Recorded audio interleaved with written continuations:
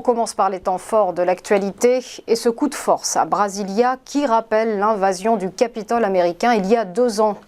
Vive réaction de la communauté internationale ce matin après que le Congrès brésilien ait été envahi par des centaines de bolsonaristes hier, ainsi que le palais présidentiel et la Cour suprême.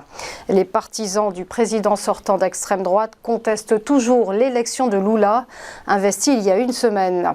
Déjouant les forces de sécurité, visiblement débordées ou bien complices, les manifestants ont causé des dégâts considérables. 300 personnes au total ont été arrêtées. De retour au palais présidentiel, Lula n'a pu que constater les saccages. Pour rappel, Jair Bolsonaro n'a pas assisté à l'investiture de son adversaire de gauche et fuit son propre pays pour la Floride, 2 jours avant la fin de son mandat. On poursuit avec le chiffre du week-end, 64 ans. Cela pourrait bien être le nouvel âge légal de départ à la retraite envisagé par le gouvernement.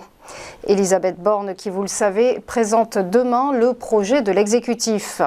Une réforme à haut risque, unanimement fustigée par les syndicats, mais peut-être avalisée par les Républicains. Dans le JDD, en effet, Éric Ciotti a affirmé que son parti voterait le projet de la majorité présidentielle si celui-ci constitue, je cite, une réforme juste qui sauve notre système de retraite par répartition. Promesse de campagne d'Emmanuel Macron, ce report de l'âge légal de départ a pour ambition de rééquilibrer les finances du régime des retraites en allongeant la durée du travail. On termine avec l'autre chiffre du week-end. 80,1 milliards d'euros, c'est le montant record versé par les entreprises du CAC 40 à leurs actionnaires en 2022.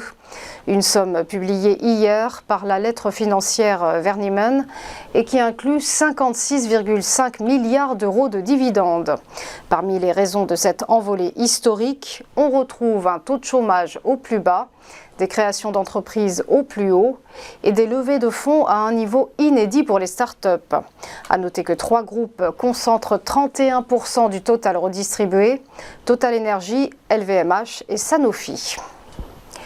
On passe à présent au point bourse et petit rappel de la clôture des marchés vendredi dernier. Du vert généralisé pour les places européennes avec le CAC 40 qui a engrangé plus 1,47%. L'indice parisien qui a fini la séance à 6 860 points. À Francfort, embelli aussi pour le DAX qui a progressé dans des proportions similaires, plus 1,20% à 14 610 points. Idem pour l'IBEX de Madrid qui s'est apprécié de plus 1,09%, alors que le FTSE londonien, lui, a pris plus 0,87%. À Wall Street, l'optimisme était encore plus marqué sur les 3 indices phares suite à la publication de bons chiffres sur l'emploi américain. Le Dow Jones a grimpé de plus 2,13%. Le S&P 500 s'est étoffé de plus 2,28% et quant au Nasdaq Composite, eh bien, il s'est envolé de plus 2,56%. Enfin, un mot du Nikkei, la bourse de Tokyo ce matin est en hausse de plus 0,59%. Voilà pour les news, on marque une première pause, à tout de suite pour Chrono CAC et l'ouverture des cotations.